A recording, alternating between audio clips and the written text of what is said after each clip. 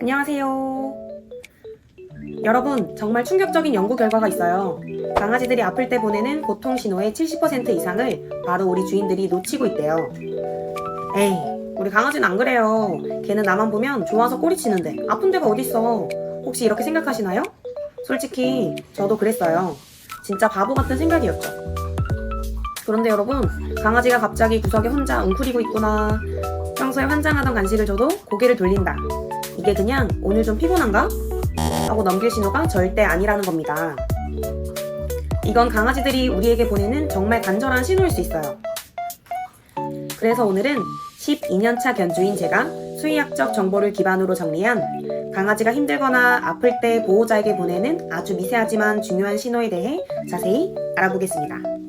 영상 꼭 끝까지 시청하시고 이 9가지 행동 변화를 절대 놓치지 마세요. 첫 번째, 특정 부위를 반복해서 핥는 행위, 발사탕이라고 하는데요. 강아지가 특정 부위를 반복해서 핥는 행위는 단순한 습관이 아닐 가능성이 높습니다. 가장 흔하게는 통증이나 가려움 혹은 심리적인 스트레스나 불안감 해소일 수 있습니다. 문제는 이러한 통증이나 가려움이 만성적으로 이어질 경우 단순한 습관을 넘어 다양한 의학적 질병의 신호일 수 있다는 점입니다. 특히 외상 및 감염, 알레르기성 피부염, 그리고 드물지만 호르몬 질환까지 의심해봐야 합니다. 그렇다면 우리 보호자는 아이의 발사탕 행동을 발견했을 때 이 작은 신호를 놓치지 않고 어떻게 대처하고 관리해 주어야 할까요? 가장 먼저 발패드와 발가락 사이의 상처나 이물질, 발적이 없는지 꼼꼼히 확인해 주세요. 염증이나 진물이 보인다면 반드시 동물병원에서 정확한 진단과 치료를 받아야 하며 평소에는 산책 후 발을 깨끗이 씻기고 완벽하게 말려 습기를 제거해 주는 것이 중요합니다. 두 번째, 식욕 감소. 평소 밥을 잘 먹던 강아지가 갑자기 사료나 간식을 거부하는 것은 소화기 통증, 치과 질환, 구토나 발열 등의 원인일 수 있습니다. 이처럼 생명 유지에 필수적인 식욕이 감소한다는 것은 몸 안에서 이미 문제가 시작되었다는 가장 확실하고 강력한 신호입니다. 소화기 질환이나 신부전, 간 질환 혹은 구강 문제와 같은 심각한 질병과 연관이 될 수 있습니다. 그렇다면 식욕부진이라는 신호를 발견했을 때 보호자로서 우리는 어떤 점을 기록하고 어떻게 대처해야 할까요? 24시간 이상 식욕이 없거나 구토, 설사, 무기력 등의 다른 증상이 동반된다면 즉시 병원을 찾아야 합니다. 수의사 진료 전 최근 섭취한 음식과 다른 증상들을 자세히 기록해 두는 것이 좋습니다. 세 번째, 수면 패턴의 변화. 강아지는 통증 때문에 편안한 자세를 찾지 못해 뒤척이거나 불안감으로 깊은 잠을 이루지 못하고 자주 깨어날 수 있습니다. 아이가 편안하게 깊은 잠을 이루지 못하고 있다면 이는 단순한 불면증이 아닌 숨겨진 신체적 고통이나 신경계 질환과 연관되어 있을 수 있습니다. 특히 눕거나 일어설 때 통증을 느끼는 관절 통증이나 노령견의 경우 인지기능 장애의 신호일 수 있습니다. 아이가 힘들어하는 수면 패턴 변화를 목격했다면 우리는 어떤 관찰과 조치를 취해야 할까요? 아이가 자꾸 자리를 옮긴다면 몸 어디에 통증이 없는지 가볍게 만져보며 체크해보세요. 잠자리를 푹신하고 조용한 곳으로 바꿔주는 것도 도움이 되지만 통증이 의심된다면 수의사 상담이 필수입니다. 네 번째 신호는 절뚝거림 및 보행 이상입니다. 절뚝거림은 신체 한 곳에 통증이 있다는 가장 직접적인 신호입니다. 심한 통증일 경우 발을 땅에 디디지 않으려 합니다. 절뚝거림은 일시적인 근육통부터 심각한 구조적 문제까지 광범위한 질병을 내포하고 있습니다. 쓸개골 탈구, 관절염 같은 정형외과 질환이나 디스크와 같은 신경계 질환을 의심해 볼 수 있습니다. 우리 아이가 절뚝거리는 모습을 보였다면 보호자는 집에서 어떻게 대처하고 언제 병원을 찾아야 할까요? 절뚝거림을 발견했다면 억지로 운동을 시키지 마시고 안정을 취하게 해주세요. 증상이 계속되거나 악화된다면 절대 방치하지 마시고 바로 병원에 가서 방사선 검사 등을 통해서 정확한 원인을 찾아야 합니다. 다섯 번째 신호는 평소와 다른 배변 실수입니다. 훈련이 잘 된 성견이나 노령견이 갑자기 대소변을 못 가리게 된다면 소변을 참을 수 없는 비뇨기계 문제나 배변 자세를 취하기 어려울 정도의 통증 때문일 수 있습니다. 훈련이 완벽했던 아이가 갑자기 실수를 한다는 것은 단순히 잘못된 버릇이 생긴 것이 아니라 스스로 조절할 수 없는 비뇨기계 질환이나 배변 자세를 취할 때 통증을 느끼게 하는 관절, 척추 통증과 같은 신체적 문제가 생겼다는 위험 신호입니다. 이런 예기치 않은 배변 실수를 발견했을 때 아이를 혼내는 대신 우리는 질병의 단서를 어떻게 찾아야 할까요?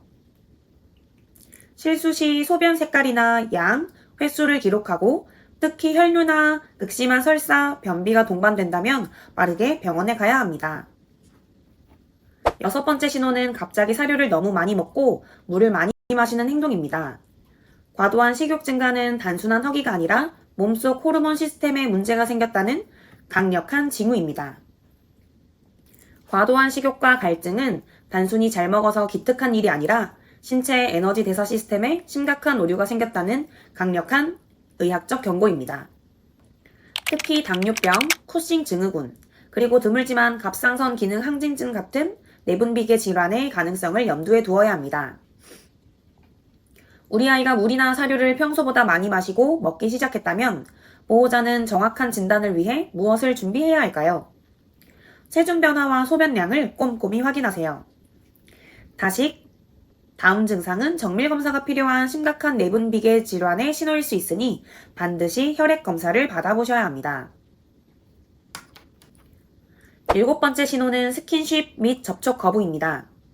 평소 애교가 많고 스킨십을 즐기던 강아지가 갑자기 만지는 것을 싫어하거나 특정 부위를 만질 때 으르렁거리는 것은 지금 여기 만지면 아파 라고 말하는 통증의 비언어적 표현입니다.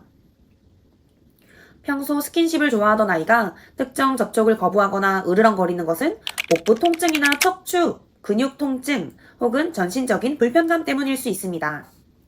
아이가 우리를 피하는 행동을 보일 때 보호자는 이 신호를 어떻게 해석하고 어떤 조치를 취해야 할까요?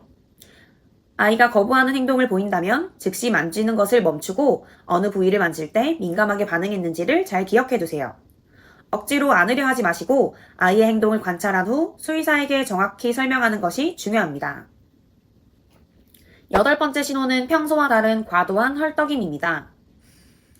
헐떡임은 체온을 조절하는 자연스러운 행동이지만 휴식 중이거나 덥지 않은 실내에서도 지속되거나 평소보다 훨씬 거칠다면 통증, 불안 혹은 심장 및 호흡기 질환의 강력한 신호일 수 있습니다.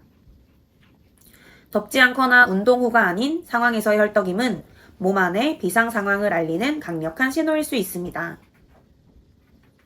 특히 심장 질환이나 급성 통증, 호흡기 질환과 연관될 수 있으니 주의해야 합니다. 비정상적인 헐떡임을 감지했다면 우리는 집에서 무엇을 확인하고 빠르게 대처해야 할까요? 먼저 아이가 너무 덥지 않은지 환경을 체크하고 헐떡임과 함께 잇몸 색깔이 푸르게 변한다면 산소 공급이 원활하지 않았다는 응급 상황일 수 있으니 지체 없이 병원에 가야 합니다. 9번째 신호는 숨거나 격리되는 행동입니다. 강아지는 아프거나 약한 모습을 숨기려는 본능이 있습니다. 평소 좋아하던 보호자 옆이 아닌 구석진 곳이나 가구 밑에 숨어서 나오지 않으려 한다면 몸이 불편하다는 매우 중요한 신호입니다. 아픈 것을 숨기려는 본능이 발현된 이 행동은 몸의 불편함이 아이가 평소에 사회적 활동을 포기할 만큼 심각하다는 것을 의미합니다.